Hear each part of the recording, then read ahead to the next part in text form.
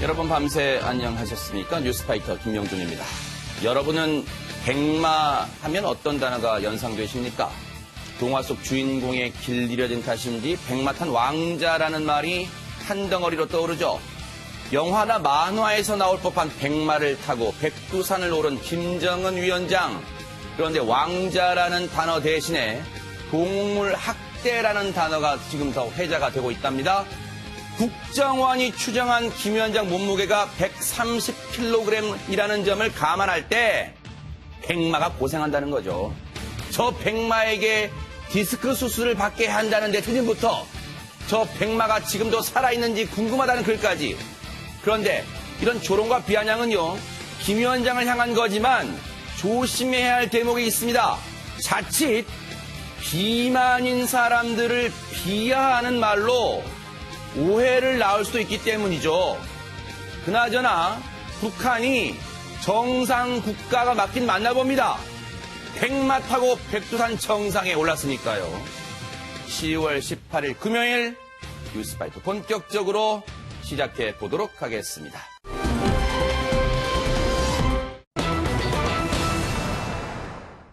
조국 장관이 물러나니까 지금 온통 이 사람한테 관심이 쏠리고 있습니다.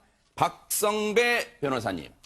자, 윤석열 검찰총장이 어제 대검찰청 국정감사장에서 여러 가지 발언을 한 상황들이 화제를 낳고 있습니다.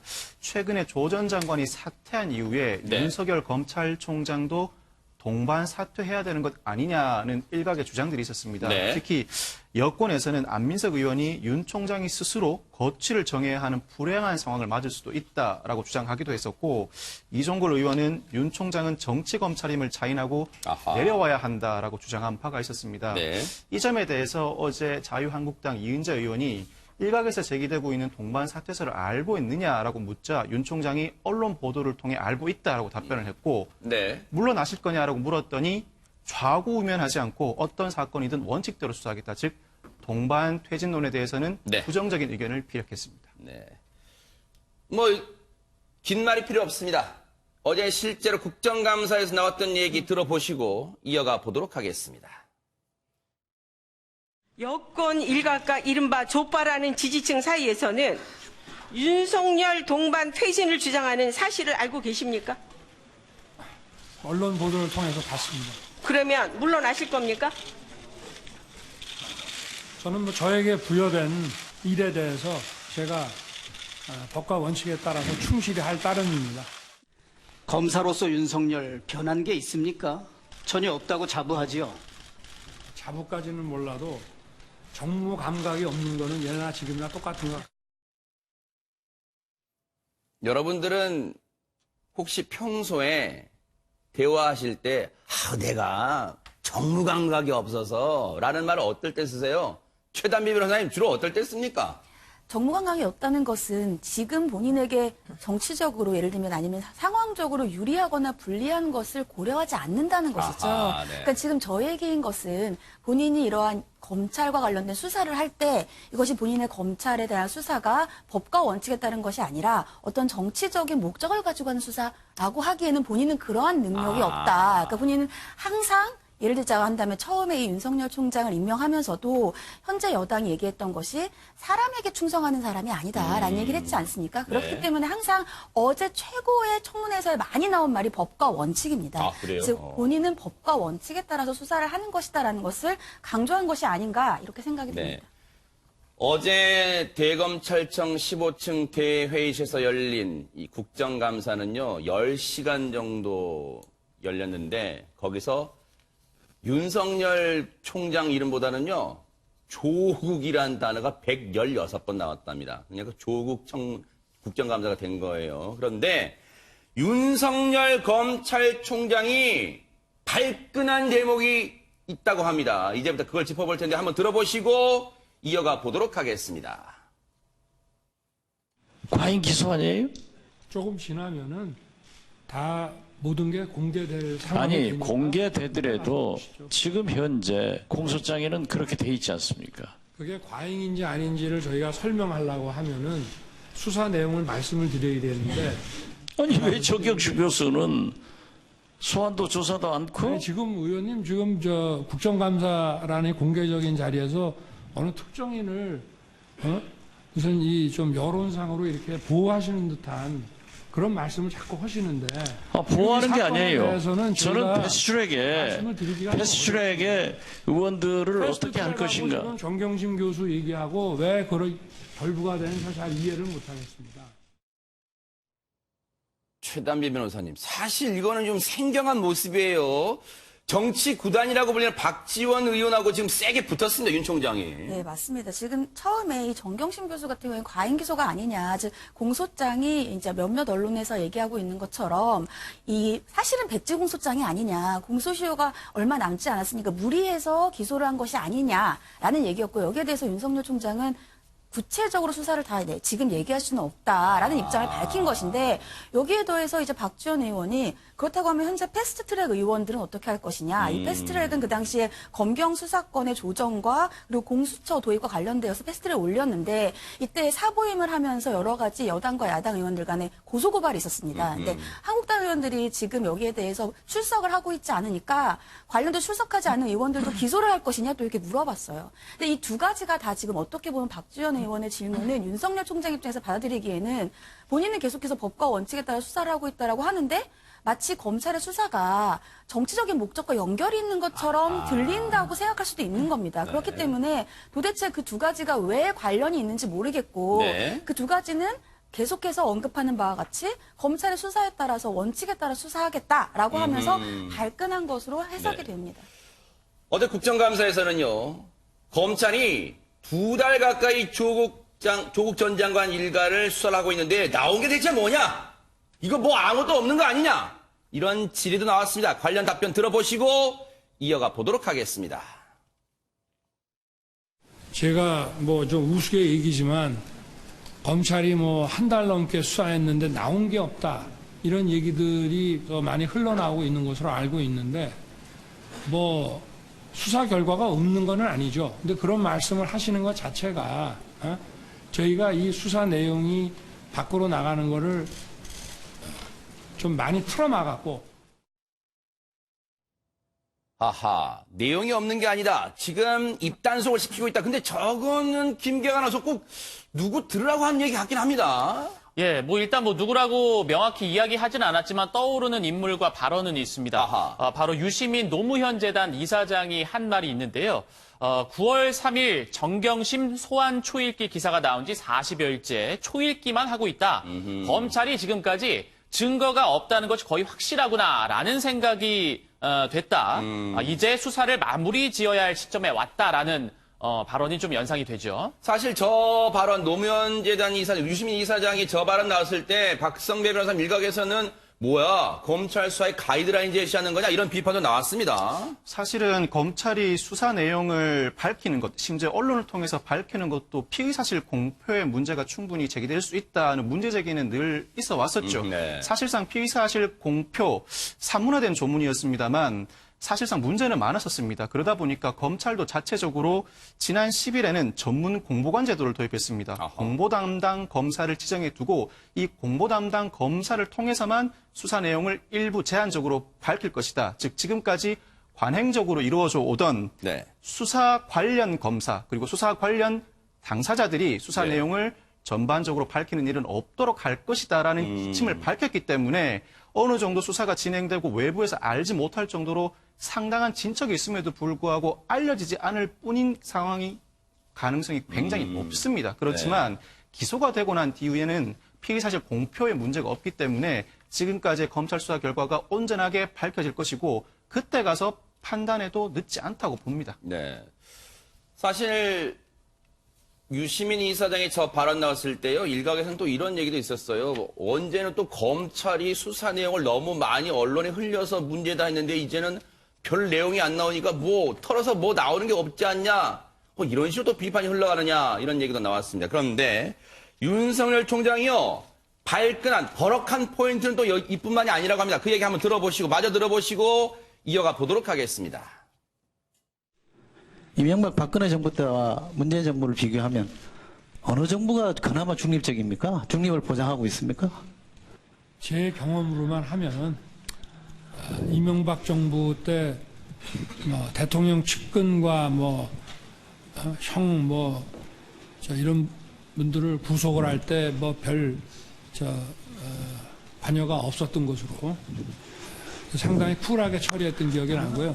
자, 예, 중요한 좋습니다. 때는 다 아시는 네. 거고. 자, 그러면 이철희 의원이 다소 좀 당황했던 표정도 보이긴 합니다만 저 답변을 기대했던 건 아닌 것 같습니다. 그렇죠. 이명박 네. 정부, 박근혜 정부, 현 정부 세 개 중에서 어디가 가장 그나마 중립성이 보장되느냐라는 질문에 윤 총장이 문재인 정부라고 대답을 하지 않고 이명박 정부라고 대답을 했어요. 그러니까 이철희 의원 같은 경우 현재 여당 의원이기 때문에 네. 현 정부가 이제 검찰 중립에 대해서 가장 이제 적합한 정부다라는 답변을 아마 기대했을 것 같고 그것은 그 답변이 나왔으면 지금 현재 수사와 관련되어서 여러 가지 예를 들면 조국 장관의 수사가 있고 이렇지만 그런 것에 대해서 전혀 외압이 없는 상황이 아니냐라는 그러한 이제 질문들을 이어나가지 않았을까 추측이 되지만 결국은 그 질문은 못했습니다. 왜냐하면 앞에 이제 이명박 정부 때라고 했으니까. 근데 윤석열 총장의 답변 중에서 대통령의 측근을 구속할 때에도 별 관여가 없었고 상당히 쿨하게 처리했다라는 얘기가 어떻게 보면 좀 뼈아픈 답변으로 그러니까요. 들릴 수도 있는 여지가 있습니다.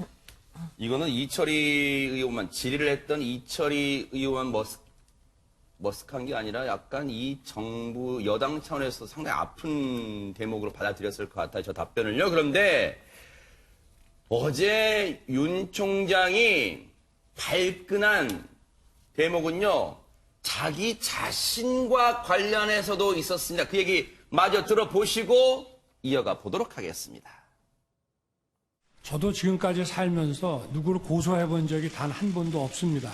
늘상 해야 되는 이런 확인 없이 이 기사를 일면에 게재를 했기 때문에 이거는 저 개인의 문제가 아니라 이 검찰이 하는 기관에 대한 문제일 수 있고 같은 지면에다 해 주신다면은 고소를 계속 유지할지에 대해서는 한번 재고를 해보겠습니다.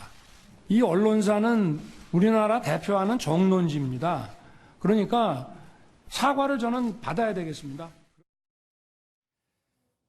영국 BBC가 선정한 올해 여성 100인에 당당하게 한국인으로서 유일하게 선정되신 이수정 교수님, 윤 총장의 이 표정은 참았습니다만 분노가 좀 묻어나고 있으면 한겨레 얘기를 하는 거잖아요. 지금 한겨레 기사를. 네, 한겨레 기사는 제가 굳이 설명을 안 드려도 네네. 될 것으로 보이고요. 그런데 이제 사실관계를 좀 확인을 하고 더군다나 네. 이제 당사자에 대한 내용이잖아요. 그러니까 일단은 변론의 기회라도 일단 취재를 하려면 양쪽을 다 확인을 해야 되겠죠. 근데 이제 일방적으로 기사를 냈다. 그것도 일면에다가 네. 그리고는 현직 검찰총장이라는 이제 직위까지를 비판하면서 이제 낸 거다. 그게 이제 문제가 된 것으로 보이고요. 저는 저렇게 이제 분개하는 입장이 만약에 입장 바꿔놓고 저에 대해서 어떤 기자가 악성으로 기사를 내면 저도 이제 고소를 할 것 같은 그런 느낌은 듭니다. 아하. 예. 그렇기 때문에 지금 저렇게 격분하는 거는 충분히 저는 이해가 되는데요. 지금 이제 마지막 문장이 전 좀 눈여겨볼 필요가 있겠다고 생각하는 게 내가 처벌을 하겠다는 게 아니고 난 사과를 받고 싶다 이렇게 말씀을 하시는 거거든요. 그러니까 사과를 이제 적정한 절차에 의해서 하면 네. 사실은 큰 문제가 없을 것으로 보이고요. 이것은 이제 이 사례는 앞으로도 취재를 할 때 어떤 지금 꼭 정치권에 있는 인사만이 아니라 문제가 되는 어떤 이슈에 주인공이 있으면 그러네. 그 부분에 대한 어떤 변론의 기회를 꼭 주고 취재를 해야 되는 거 아닌가 이런 부분은 꼭 염두에 둬야 될 것 같습니다. 네. 네. 사실 김윤희 프로펠러님, 사실 윤 총장 입장에서는 자신의 발언 하나하나가 다 기사와 제목처럼 다 나온다는 걸 알고 있었을 거란 말이에요. 근데 저 10시간 동안의 국감을 받는 태도를 봤을 때 어떤 게 좀 읽히셨어요? 이건 진짜 프로파일러 입장에서 네. 행동을 저희는 사실 발언 자체를 보는 것이 아니라 행동 자체를 볼 때가 많거든요. 그래요? 그랬을 때 본인이 대방어 자세를 취하시다가 얘기를 할 때면 오픈을 합니다. 그 부분은 자기가 이런 부분을 얘기할 때는 자신의 소신을 하겠다라는 부분이 많고요. 버럭이라는 표현을 하지만 실제로 톤의 변화가 거의 없습니다. 본인의 자신에 대해서 발언하는 것들을 다 인지하고 있고 그걸 통제하고 있다라는 뜻이고요. 또한 얘기할 때 보면 자세를 움켜쥐고 있다가 다시 업해서 얘기하시는 부분이 있거든요. 있거든요. 그런 부분은 자신의 소신에 대해서 자기 자신감을 드러내는 부분들입니다. 그렇기 때문에 이런 발언 자체만으로 보는 것이 아니라 행동적으로 봤을 때는 자신의 의견에 대해서 소신껏 발언하고 있고 자신에 대해서 오픈하는 것에 대해서 두려움이 별로 없다는 뜻으로 받아들여질 수 있습니다. 어쨌든 저렇게 초미의 관심이었던 대검 국감도 끝났고요. 아무튼 윤석열 총장에게 관심이 쏠리는 이유는 지금의 수사가 모든 수사가 끝났을 때 국민들한테 이런 얘기가 나오길 기다릴 거예요. 살아있네. 네. 정의가 살아있다. 이런 느낌을 줄 수 있기를 좀 기대를 해보겠습니다.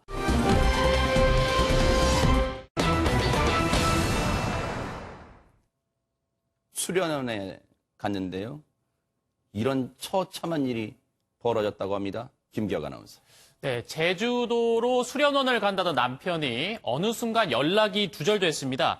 이게 지난 8월 30일에 배편을 이용해서 남편이 이제 제주도로 수련원에 입소하기 위해서 출발을 했는데요. 거기 어떤 수련원이에요? 그냥 이제 명상을 하는 수련원. 우리가 조금 이제 흔히 볼 수 있는 그런 수련원이라고 볼 수 있습니다. 네, 무슨 놀러 가는 그런 수련원 말고 그냥 명상을 하는 거군요. 예, 네. 중학생, 고등학생 수련회가 아니고 네. 이런 수련원이 있습니다. 아하, 네. 네, 어쨌든 이 남편이 다른 일행 2명과 함께 이 수련원을 찾았습니다. 네. 이전에도 그러니까 남편은 몇 차례 이 수련원을 찾았었다고 하는데 아하. 그러니까 뭐 일상처럼 간 거예요. 네. 그런데 하루 뒤 그러니까 8월 30일이 지나고 또 9월 1일이 되어서 배편을 돌아가려고 예약도 한 상황이었습니다. 그러니까 1박 2일 일정이었어요. 아하. 그런데 어느 순간 이 남편이 연락이 안 되는 겁니다. 분명 1박 2일로 갔다 온다고 했는데 아내가 전화를 하는데 전화를 받질 않는 거예요. 네. 그래서 아내가 이 수련원에 연락을 해서 내가 이 남편을 좀 찾아가겠다. 남편의 좀 얼굴을 봐야겠다. 면회 신청을 했는데 이 수련원에서는 끝까지 거부를 했다고 합니다. 아이고. 아니 여기는 몇 차례 갔던 수련인데 최단비 변호사님 연락이 안 되는데 가족이 우리 남편 어떻게 된지 궁금한데요. 그랬더니 막았다는 거 이게 대체 왜 그러는 거예요? 그렇죠. 남편이 마지막으로 연락을 한 게 내가 이제 수련원에 가서 명상을 하고 돌아가겠다라고 한 게 마지막 통화였습니다. 그런데 10월 15일이 되더라도 남편이랑 거의 한 달 정도 됐는데 연락이 안 되는 세상에. 거예요. 그러니까 10월 15일에 결국 아내가 남편이 너무 걱정이 돼서 경찰에 신고를 했습니다. 신고를 하고 남편이랑 연락이 안 된다라고 네. 해서 마지막에 남편과 연락이 된 그 수련원을 경찰과 함께 찾아간 거예요. 아하. 경찰과 함께 찾아갔으면 보통 수련원 관계자들이 남편이 어디 계십니다. 이렇게 안내를 해야 되는데 영장을 들고 와라. 그렇지 않으면 들어와서 수색을 할 수 없다. 이렇게 경찰과 함께 온 아내를 막아섰습니다. 어허. 경찰에게는 오히려 남편이 명상 중이고 들어가면 다친다. 이렇게 얘기까지 한 거예요. 네. 하지만 경찰이 이러한 막아서는 것을 이제 밀고 나서 네. 경찰이 수련원을 몰고 들어가자 아하. 이 수련원 관계자의 설명과는 전혀 다른 이제 있었습니다. 네. 수련원을 열자 악취가 나기 시작을 했고요. 수련원 3층에 있는 수련실에서 남편의 시신이 발견이 됐고 세상에. 이 시신은 모기장한 바닥에 이불을 목까지 덮인 채로 눕혀 있었는데 어허. 방금 사망한 것도 아니었고요. 이미 부패가 진행된 상태의 시신이었던 겁니다. 박성배 변호사님 대체 무슨 일이 저 명상 수련원에서 있었던 걸까요? 경찰이 현장에 출동해 봤더니 50대 남성은 이불이 덮인 채 모기장 안에 있었답니다. 부패가 상당히 많이 진행됐다고 하는데 특이한 것은 이 시신 주변에서 흑설탕과 주사기가 발견됩니다. 어허. 이게 뭘까? 경찰이 수련원 관계자 10명을 조사하는 과정에서 이 물건의 용도를 알게 됐는데 네. 관련자들이 시신을 닦았고 설탕물을 먹였다라고 진술을 했습니다. 즉 주사기를 이용해서 이 흑설탕을 남성에게 주입을 해왔다는 겁니다. 굉장히 특이하죠. 네. 당장 타살 혐의점은 없지만 경찰은 유기치사, 사체은닉 방조 혐의로 원장을 포함한 수련원 관계자 6명을 체포해 입건한 상황입니다. 김윤희 프로파일러님, 이 설탕물이 사람 신체에 어떤 영향을 혹시 미칠 수 있어요?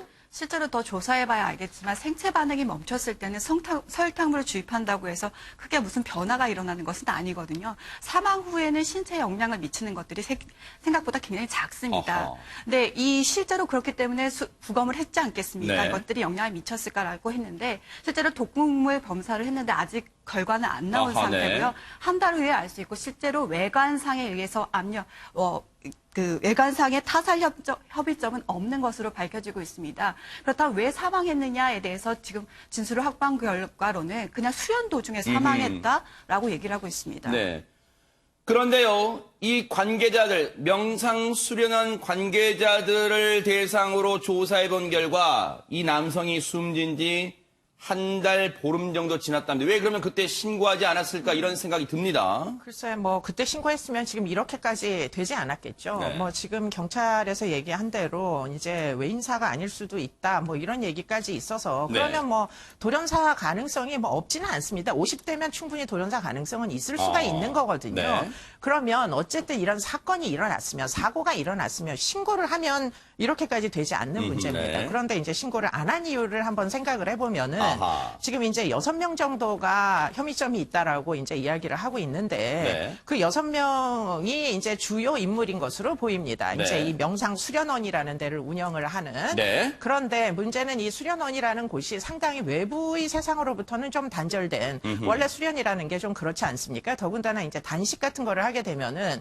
뭐 외부에서 뭐 간식 같은 거를 또 몰래 가서 사 먹고 이러면 안 되니까 아마도 굉장히 철저히 차단을 했을 개연성이 굉장히 높아 보여요. 그러다 보면 이 사람들이 뭐 애시당초에 이단 뭐 종교적 신념이 있어서는 아닌데 네. 그렇게 차단된 행위를 하다 보면 일종의 어떤 집단의 응집력 같은 게 생깁니다. 아주 네. 독특한 어떤 집단 문화 같은 게 생기는 거죠. 네. 그런데 그런 와중에 그렇게 해서 이제 공동으로 먹고 살던 어떤 집단이 네. 갑자기 사고가 났어요. 그러면은 이 어떤 생계를 유지하던 방식이 유지가 더 이상 안 되잖아요. 그러면 이제 응급히 대응하는 능력이 현저히 떨어집니다. 그러니까 보통 일반적인 사람들 같으면 경찰에다 신고하겠지만 네. 그러나 이 6명은 지금 이 수련원을 중심으로 살아오다 보니까 사회적으로 좀 격리가 돼서 네. 갑작스럽게 이거를 오픈하게 되면 본인들의 생계가 모두 끊기게 되는 이런 네. 이제 문제를 초래하게 되는 거죠. 아하. 그러다 보니까 이 이후에는 네. 이 사건 이후에는 상당히 뭐 주술 아닌 주술과 같은 그런 이제 믿음으로 아하. 다 같이 죽지 않았다라는 거를 공유한 것 같아요. 그래서 이미 생물학적으로는 사망인데 네. 그런데 거기다가 설탕물을 주입하고 몸을 닦아주고 하면서 아직은 살아있다라는 뭐 현실적이지 않은 믿음에 매달려가지고 아하. 결국은 10월 15일까지 거의 한 달 이상 이렇게 방치가 됐던 것으로 보입니다. 아하. 그런 점에서 보면 섬뜩하잖아요. 시신을 닦고 설탕물을 주입해요? 그런데 혹시 김기혁 아나운서 이 명상 수련원 주변에도 무슨 인가가 있고 그럴 거 아니에요? 뭔가 이상한 낌새는 없었다니까 혹시? 일단 주변 주민들의 증언을 이제 들어보면은 이 수련원이 그냥 평소와 똑같은 모습이었다고 합니다. 그러니까 얼마 전까지만 해도 이 수련원 사실 이제 경찰들이 들어갔을 때는 문을 열자마자 어떤 이제 부패하는 그 냄새가 났었는데 얼마 전까지만 해도 이제 문을 활짝 열어놓고 그리고 야간에도 불을 환히 밝혀놓고 있던 상태였다고 해요. 이 수련원에 또 이제 회원제로 이제 돌아가기 때문에 네. 뭐 잠깐 갔다가 명상만 하고 나올 수도 있고 뭐 요런 시스템이거든요. 네. 그래서 평소처럼 사람들 좀 드나들고 그리고 수련원 관계자들도 뭐 나와서 뭐 세차도 하고 네. 뭐 전혀 이런 낌새를 알아차리지 못하는 상황이었다고 합니다. 이수정 교수님, 이거는 근데 미스터리한 부분이 한두 군데가 아니에요. 그러면 그 한 달 반 동안 전혀 이곳을 왕래했던 사람이 없을까요? 정말 그 사이에 이 안에서 이런 끔찍한 일이 벌어진 걸 아무도 몰랐을까요? 정말 그런 생각이 듭니다. 글쎄 일단 구성원들은 틀림없이 자기네들이 뭔가 비밀을 유지해야 된다는 사실에 집착했겠죠. 아하. 그러다 보니까 외부로부터는 아마 아무나 들어오고 들어나가고 뭐 밖으로 나가고 어려웠을 걸로 보이고요. 경찰이 이제 출동을 했을 때 애당초에 이제 못 들어가게 했잖아요. 네. 그 못 들어가게 한 데는 들어가면 이게 더 이상은 지속될 수가 없다라는 걸 아마 당사자들이 제일 잘 알았을 것이고. 네. 근데 지금 이 사건에서 제가 좀 의문을 갖는 건 그 지자체는 도대체 뭐를 했느냐. 그게 좀 궁금증이 들어요. 물론 뭐 경찰은 신고를 해야 오는 사람들이지만 지자체는 지금 시민 수련원이라는 데는 명상 수련원이든가요. 네. 지금 이제 상당 부분 건강상의 문제 같은 거를 갖고 오는 분들이 많이 있잖아요. 네. 그럼 사실 물론 의료기관은 아닙니다만 그러나 이제 그런 부분에 대해서 관리 감독의 책임은 없는지 그게 좀 궁금증이 들고요. 그럼요. 먹고 자고 하는 생활을 하게 될 텐데 그러면 그렇게 해도 되는 건지 일단 궁금해요. 네. 그리고는 뭐 지금 아마도 그냥 지자체 업체를 등록만 하는 이런 제도로 운영이 된다면 이건 좀 허가제 같은 걸로 바꿔가지고 관리 감독의 기능을 좀 지자체에 둬야 되지 않느냐. 왜냐하면 이게 사실 숙박도 하는 데다가 뭐 음식을 먹고 지내는 모든 생활이 다 이 기관 안에서 일어난다면 사실은 관리 감독의 필요성은 틀림없이 존재하는 거죠. 사실 지금 전국에서 이런 비슷하게 운영되는 곳이 여러 군데가 있을 것이라는 합리적 추정을 해볼 수 있잖아요. 그런데 박성배 변호사님 앞서 얘기 잠깐 나왔습니다만 당시 이 남성과 아내 즉 부부가 들어갈 때 그 수련회 들어갔던 사람이 이 부부만 있던 게 아니라면서요. 그런데 이 남성이 명상 수련원에 들어갈 당시에 일행 2명이 더 있었답니다. 모든 일행이 9월 1일에 다시 집으로 돌아오기로 예정이 돼 있었는데 이 남성을 제외하고 나머지 일행 2명만 예정대로 9월 1일 제주를 떠났다고 합니다. 이렇게 되면 이 당시 즉 9월 1일 이전에 이미 남성이 사망했던 것은 아닌지 혹시나 이 일행들도 이 사건과 관련이 있는 것은 아닌지 경찰로서는 조사를 할 수밖에 없고요. 경찰은 이미 이 일행 2명에 대해서 조사를 했지만 조사 내용은 밝히고 있지 않습니다. 추가로 남성의 시신이 방치돼 있던 동안 이 명상 수련원을 다녀간 모든 사람들에 대해서도 조사를 할 계획이라고 경찰이 밝히고 있는데 일단은 수사 초기 단계이기 때문에 유기치사 등으로 입건을 해두었지만 상황에 따라서는 부작위에 의한 살인 혐의로 전환될 가능성도 충분히 있어 보입니다. 유기치사는 일종의 수련원에 들어갈 때는 계약 관계로서 수련원에 입소한 사람들을 보호할 의무가 발생합니다. 유기치사라는 건 방치해뒀지만 사망할 것이라는 것은 미처 예견하지 못했을 때 성립하는 건데 방치해둠으로 인해 사망할지도 모른다는 것을 충분히 예견할 수 있었음에도 그대로 아무 조치를 취하지 않았다면 부작위에 의한 살인죄가 성립하는 것이기 때문에 수사 초기 단계 일단 유기치사로 입건을 해뒀지만 수사 진행 상황에 따라서 살인죄로 의율될 가능성도 충분히 있어 보입니다. 지금 이게요 쉽지 않은 게 그 명상 수련원 내부에 김윤희 프로파일러 CCTV가 없대요, 지금. 네, CCTV가 없다라는 것을 그걸 관찰할 수도 없다라는 거잖아요. 실제로 명사원 같은 경우는 다른 사람들이 외부의 사람들이 와서 볼 수 있다 보니까 수련하다 보니까 그걸 관찰할 수도 있어야 되지 않습니까? 그것뿐만이 아니라 가장 무서운 점은 이것이 아직도 밝혀지지 않았다라는 겁니다. 한 달 반이 지나도록 아무도 이것을 발설하지 않았다라는 거죠.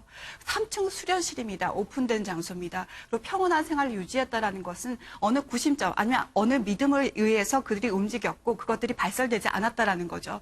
그렇다면 다른 범죄 같은 것들이 있었을 수도 있었는데 그것이 발설되지 않았을 수도 있다라는 거잖아요. 그러니까 다른 범죄에 대해서도 수사가 필요하고요. 또한 이 사망한 남성이 왜 이 명상 수련원에 가게 됐는지에 대한 수사가 정말 이루어져야 됩니다. 지병도 없었는데 왜 이 수련원에 갔을까? 지인 2명은 왜 같이 갔다가 나왔을까에 대한 부분도 철저하게 수사가 돼야 될 것 같습니다. 한 달 반 동안 방치했습니다. 만약에 아내가 의심을 했던 아내가 만약에 신고하지 않았다면 최단비 변호사님 아마 지금까지도 이 사건 묻혔을 가능성이 있습니다. 네, 맞습니다. 마지막에 저 수련원을 갔다라는 연락이 있었고 마지막에 통화한 곳이 저기라는 것을 알았으니까 경찰과 함께 찾을 수가 있었지. 앞서서 말씀하신 것처럼 거의 한 달가량을 저 안에서 사람들은 평온하게 살았다고 한다면 아내가 저길 찾아가지 않았다면 시신을 못 찾았을 가능성도 사실은 있어요. 근데 여기서 이 사건에서 가장 의심스러운 부분은 설탕을 주입했다. 저는 이 부분이라고 생각을 하고 앞서서 박성현 변호사님께서 부작위에 의한 살인, 유기치사 이런 것들을 말씀을 주셨는데 과연 설탕을 왜 주입을 했을까? 그러니까요, 이거. 설탕을 주입하면 저 사람이 살아있을 거라고 계속해서 영향을 주입하니까 사망을 안 할 거라고 생각을 했나? 라고 한다면은 또 부작위한 살인으로 보기는 어렵거든요. 믿음이 굉장히 이상하긴 하지만. 그래서 지금 현재 경찰은 주술과 관련된 것까지도 수사를 하고 있다라고 지금 알려져 있어요. 그렇기 때문에 사체 은닉과 사체 은닉 방조는 인정이 될 것으로 보입니다. 왜냐하면 경찰이 들어가는 것도 막으려고 했기 때문인데 과연 설탕의 주의 목적이 무엇인지 이 부분을 밝혀내는 것이 이번 수사에서의 가장 중요한 점이 아닌가 이렇게 보입니다. 반드시 이 부분 억울한 죽음이 안 되려면요 경찰이 반드시 원인을 밝혀내 주시기를 기대를 해 보겠습니다. 정말 우리 사회에서요, 이분들은 없어서는 안 될 분들이라 이런 생각도 듭니다. 김기학 아나운서. 예, 이 화재 현장에서 이런 영웅이 없었다면 또 다른 인명피해가 생길 뻔했습니다. 네. 해당 영상을 함께 보시겠습니다. 네, 같이 한번 보겠습니다. 네. 네, 경기도 파주에서 일어난 화재 현장입니다. 오, 가구 큰 불이네요. 공장인데요. 예, 네. 가구 공장이다 보니까 불길이 쉽게 번졌습니다. 자, 경찰과 소방관들이 있고 어떤 주민의 지시를 받고 경찰관들이 뛰기 시작합니다. 자, 공장 뒤쪽으로 가는데요. 네. 이곳에는 사람이 살고 있는 주택이 있었습니다. 네. 자, 사람을 불러봅니다. 나오세요, 나오세요 하는데 인기척이 없자 발로 차기 시작합니다. 어이구. 자, 드디어 대문이 열렸고 급하게 이 집으로 진입하는데 사람이 있었을까요? 자, 문을 열어보니까요. 자, 할머니 한 분이 서 계시고요. 자, 경찰들이 들어오자 깜짝 놀라고, 자, 할아버지는 몸이 불편해서 움직일 수가 없는 상황이었습니다. 아이고. 불길은 계속해서 번지고 있던 상황이었고요. 네. 자, 지난 16일 새벽 2시경에 이 파주에 위치한 가구 공장에서 큰 불이 난 건데요. 네. 자, 당시의 현장음이 들어있는 영상도 저희가 있습니다. 네. 그 영상을 함께 보시겠습니다.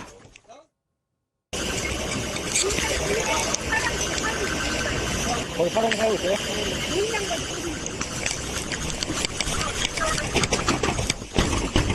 나오세요! 불났어요!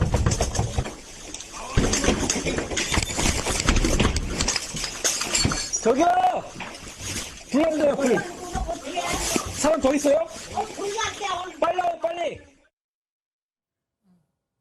진짜 저 큰 불인데 최단비 변호사님 정말 조금만 늦었더라면 어떻게 됐을까 하고 생각만 해도 지금 소름이 끼칩니다. 그렇죠. 아까 제일 처음 영상에서 화재 영상 보셨죠? 저 화재가 발생한 곳이 130여 평의 가구 공장입니다. 불은 정말 순식간에 옮겨 붙거든요. 네. 그렇기 때문에 저 화재를 진압을 하는 와중에 한 노인이 경찰에게 와서 다급하게 저 뒤에 사람이 살고 있는 집이 있다. 구조를 해달라고 얘기를 한 거예요. 일단 그렇게 다급하게 구조 요청을 하신 그 노인분도 굉장히 상황 판단이 빠르셨고요. 네. 그 얘기를 듣고 저렇게 뛰어가서 제 집에 간 건데 보시는 것처럼 저 때가 새벽 2시였어요. 세상에. 그러니까 보통은 자고 있는 시간이었고 또 노인분들 같은 경우에는 잠자리를 들었을 때 바깥에서 솔직히 불이 나는지 안 나는지 파악하기가 어려운 상황이잖아요. 그렇죠. 그러니까 할머니도 잠옷을 입고 깜짝 놀란 상황이었고 혹시 할머니가 바깥에서 불이야라는 소리를 듣고 인지한다 하더라도 할아버지가 몸이 불편한 상태시기 때문에 세상에. 혼자서 할아버지까지 대동을 하고 대피하기에는 굉장히 어려운 상황이었는데 네. 신속하게 대응을 한 경찰분들과 화재에 진압하는 분들 덕분에 인명피해가 없었던 사건이었습니다. 네. 정말로 저 큰 불인데요. 옮겨 붙는 건 정말 삽시간이에요. 불이라는 게요. 한번 화재를 작은 화재든 큰 화재든 경험해 보신 분들은요. 몸서리 쳐지실 거예요. 그런데 이 화재에서는 박성배 변호사님 유독가스가 더 위험할 수도 있잖아요. 그러니까요. 조금만 더 늦었으면 인명피해가 발생할 뻔했습니다. 해당 가옥에 가봤더니 불이 다 꺼져 있고요. 사람이 있다고 분명히 전에 듣고 왔는데 문을 두드려도 아무런 인기척이 없는 겁니다. 아하. 그러니까 경찰관이 보시는 것처럼 발로 강하게 대문을 밀어차서 강제로 개방을 하고 안에 들어가 봤더니 아니나 다를까 아무것도 모르고 80대 노부부 두 분이 세상에. 잠에 들어 있었던 겁니다. 아이고. 경찰관은 경찰관 직무집행법에 따라 위험 발생을 방지할 의무가 있고 위험 방지를 위해서 출입을 할 수 있는 권한이 있는데 네.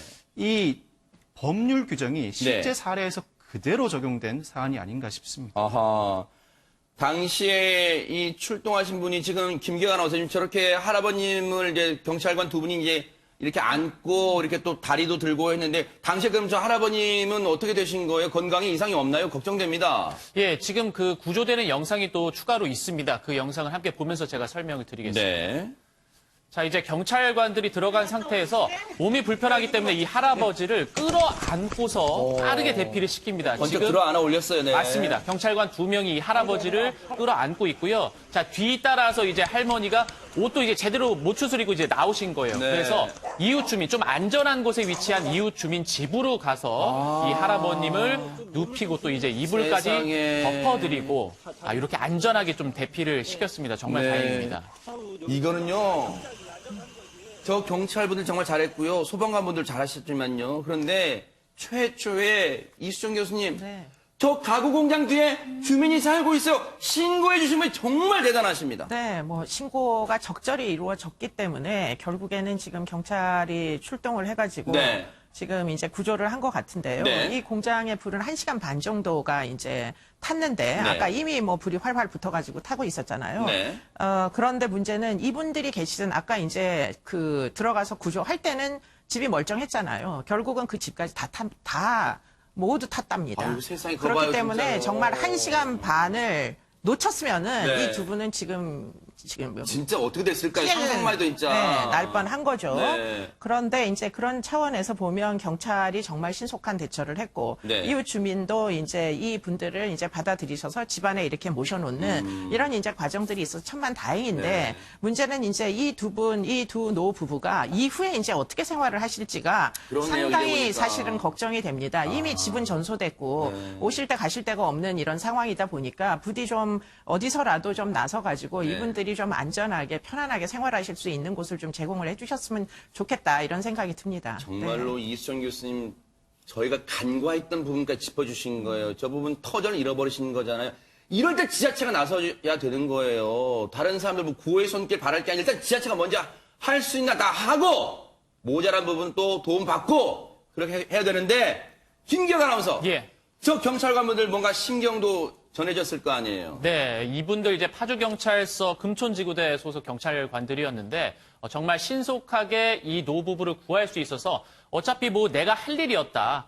건강에 또 이상이 없어서 정말 다행이다. 라면서 이 좀 뭔가 이제 감사하는 거에 대해서 아유 제가 그냥 원래 해야 될 일입니다. 라면서 이제 좀 소회를 전했습니다. 네. 참 진짜 이런 분들이 대한민국 대부분의 경찰관 모습이라고 저는 뉴스파이터는 그렇게 생각을 합니다. 김윤희 프로파일러님. 당연한 일 맞습니다. 그리고 또 기본을 지키는 일도 맞습니다. 하지만 현장에 있다 보면요. 기본 지키는 것이 정말 어렵습니다. 그래요? 현장 가면 되게 어수선하거든요. 그때 되게 여기저기서 말을 많이 들려옵니다. 근데 공장 뒤에 사람이 있어요라는 말을 딱 받아들이신 거 아닙니까? 그 말을 듣고요. 또 걸어가는 것도 아닙니다. 열심히 뛰어갑니다. 뛰어갔죠. 신속하게 움직였다는 거고요. 또 부끄러운 말이지만 실제로 대문을 부실 때요. 저희 되게 많이 고민해요. 왜냐하면 강제로 문을 부수고 왔을 때 아무 일이 없으면 거기 사람이 없으면 저희가 그거 다 보수 비용을 내야 됩니다. 그래요. 그러다 보니까 현장에 갔을 때 문 하나 따는 것도 되게 조심스럽습니다. 근데 그 사람 목숨을 구해야 된다는 생각밖에 없으셨기 때문에 저렇게 강제로 개방하고 간 것인데요. 또한 옆집에까지 또 모셔다 드리는 그 따뜻함. 정말 기본 중에 기본이지만 너무 성실히 지켜주셔서 전직 경찰로서 너무 감사드립니다. 네. 저 노부부를 어르신들을 구하는데 걸린 4분. 이 4분에 여러분은 어떤 생각하세요? 평소에 우리 4분이 야 4분이면 뭘 하라고 시간 너무 부족해. 그런데 그 4분이요. 사람의 목숨을 살리는 기적 같은 시간이 될 수 있다는 걸 이번에 여실히 우리 경찰관 분들이 보여주신 것 같습니다. 정말로 저희가 감사를 드리겠습니다.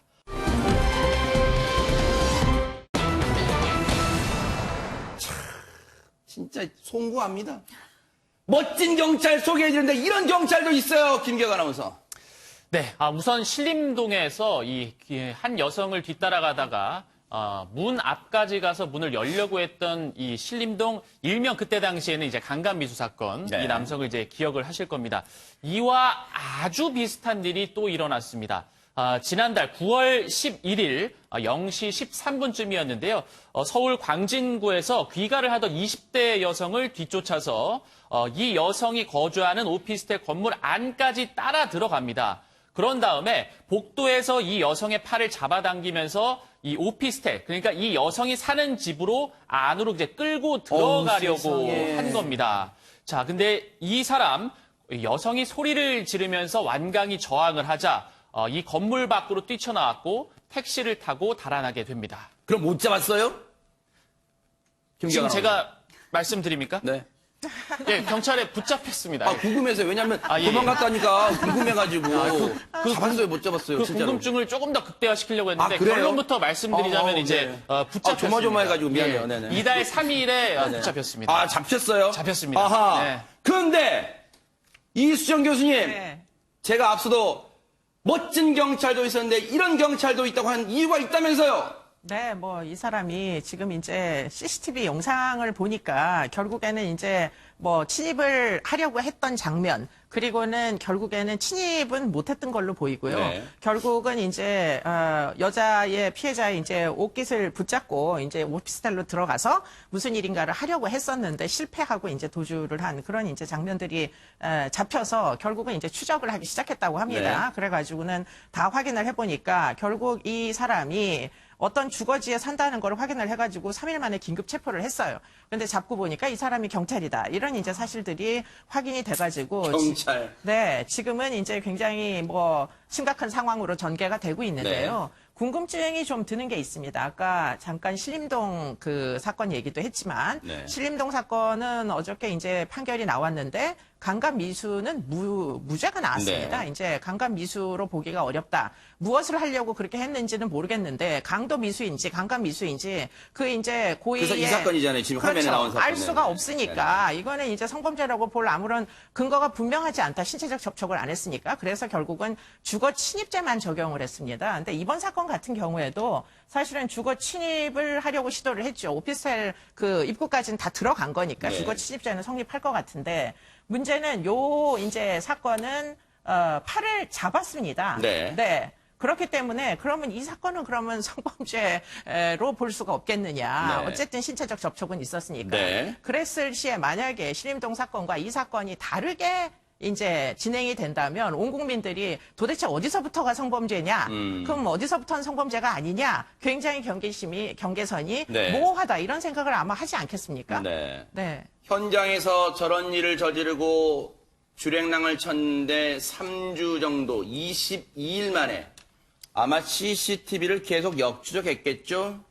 22일 만에 이달 3일에 저 사람을 붙잡았는데 앞서 말씀드린 것처럼 깜놀했습니다. 잡고 보니까 현직 경찰이란 사람이에요. 더 깜놀스러운 거는요. 이 사람이 그 3주 동안 김윤희 프로파일러님 집에서 반성하고 있었습니까? 아닙니다. 평상시대로 출근해서 근무를 하고 있었습니다. 네, 기동단 소속이라고 하는데요. 기동단에서는 집회 시위 현장에 가는 업무들을 하게 됩니다. 아마 그걸 계속 하고 있었던 것 같은데요. 계급은 경사라고 하더라고요. 순경 경자 바로 경사입니다. 낮은 계급도 아니고요. 실무를 담당하는 사람인데 이런 일을 저지르고 경찰 현장에서 업무를 수행했다는 것이 너무 부끄럽게 생각이 좀 됩니다. 김기혁 아나운서. 진짜 깜놀이에요. 기가 차요. 그 22일 동안 자기가 안 잡힐 거라고 생각했을까요? 뭐라고 합니까? 경찰 조사에서. 네, 일단은 뭐 CCTV를 통해서 이 남성의 주거지까지 파악을 했기 때문에 잡은 거죠. 그런데 경찰 조사 과정에서 범행 이제 자체를 좀 부인을 했습니다. 내가 여성을 성폭행하려고 했던 의도는 전혀 없었다. 그리고 당시 심하게 취한 상태여서 기억이 나지 않는다라고 이야기를 하고 있어요. 물론 지금은 정말 당시에 술을 마셨는지 안 마셨는지를 확인도 지금 불가한 상황이기 때문에 좀 이런 식으로 좀 이야기를 하고 있습니다. 이 말을 어떻게 받아들여야 됩니까, 이수정 교수님? 이거는 뭐 사실은 술은 마셨을 수는 있을 것 같아요. 그런데 그야말로 기억이 나지 않고 그때 그 당시에 내가 뭐 의사결정 능력이 상당 부분 없었다. 이건 말이 안 되는 게 사실 여자가 마구 소리를 지릅니다. 그래서 결국 손목을 잡혔음에도 불구하고 오피스텔로 끌고 들어가지를 못한 채 마구 저항하니까 결국은 도망을 가기 시작한 거예요. 그런데 그냥 정처 없이 만약에 만취했으면 몸을 비틀거리면서 정처 없이 이렇게 어디론가 가야 되겠지만 CCTV에 잡힌 장면은 나와가지고는 황급히 나온 다음에 택시를 딱 잡아 타고 갔다는 겁니다. 그게 어떻게 만취한 사람의 행위입니까? 틀림없이 도주를 해야 한다는 상황에 대한 판단이 있었고 더군다나 택시를 잡고 결국 택시에 올랐다는 거는 그 정도의 어떤 사리 분별력이 있었다는 얘기죠. 그렇기 때문에 지금 이 경사라고 하는데 이 사람이 이제 뭐 변명을 하는 것은 전혀 앞뒤가 맞지 않는다 이렇게 볼 수밖에 없겠습니다. 이거는요. 신림동의 성폭행 미수 사건의 모범범죄 그런 말을 떠나서 일단은요. 최단미 변호사님 너무 수법이 대담합니다. 아주 무모해요. 그렇죠. 이 밤늦은 시간에 귀가하는 여성을 집 앞까지 일단 뒤쫓아가요. 최근에는 CCTV가 많기 때문에 뒤쫓아가면은 CCTV에 다 찍힌다는 걸 알 수 있고 네. 따라서 들어간 다음에 뭐 공용 복도였던 것으로 추정이 되는데 거기에서 사람의 손을 붙잡아서 끌어서 오피스텔 안으로 끌고 들어가려고 했다. 사실 이거는 저는 모방 범죄라고 생각이 안 들어요. 왜냐하면 이제 성범죄를 하려는 좀 전형적인 수법 중에 하나이기 때문에 다만 이 신림동의 이 성범죄가 많이 CCTV로 알려졌던 것 뿐이죠. 그러니까 저는 이게 모방범죄라고 생각하지 않지만 신림동의 이 성범죄와 관련되어서 대응은 모방할 수가 있다는 생각이 들어요. 왜냐하면 판결이 새로 났지만 주거침입은 인정이 됐지만 강간미수는 인정이 안 됐단 말이죠. 그렇기 때문에 본인이 성범죄 의도가 없었다라고 대응을 할 수 있다라는 생각은 아마 했을 것으로 보이는데 네. 본인이 경찰입니다. 그렇다고 네. 한다면 이러한 상황에서 어떤 식으로 수사가 진행이 될 것이고 본인이 신원이 파악될 것이라는 것을 누구보다 잘 알 텐데 네. 이러한 범을 저질렀다는 건 정말 대담하다고밖에 생각이 들지 않는 부분입니다. 네. 지금 이 사람이 현직 경찰이에요. 혹시 솜방망이 처벌 그런 거지는 않겠죠? 박성민 변호사님. 그렇게 될 수가 없을 것 같고요. 서울지방경찰청이 이 A 경사에 대해서 구속영장을 신청하면서 곧바로 직위 해제했습니다. 네. 그리고 A 경사가 10월 7일 주거침입과 강간미수 혐의로 구속도 된 상황이고요. 네. 아마 성폭력처벌법상 주거침입 강간미수 혐의가 적용되고 있는 것 같은데 이번 신림동 CCTV 사건에서는 강간미수 혐의, 즉 성폭력처벌법상 주거침입 강간미수가 무죄 선고됐었죠. 그 이유가 바로 죄형 법정주의 때문입니다.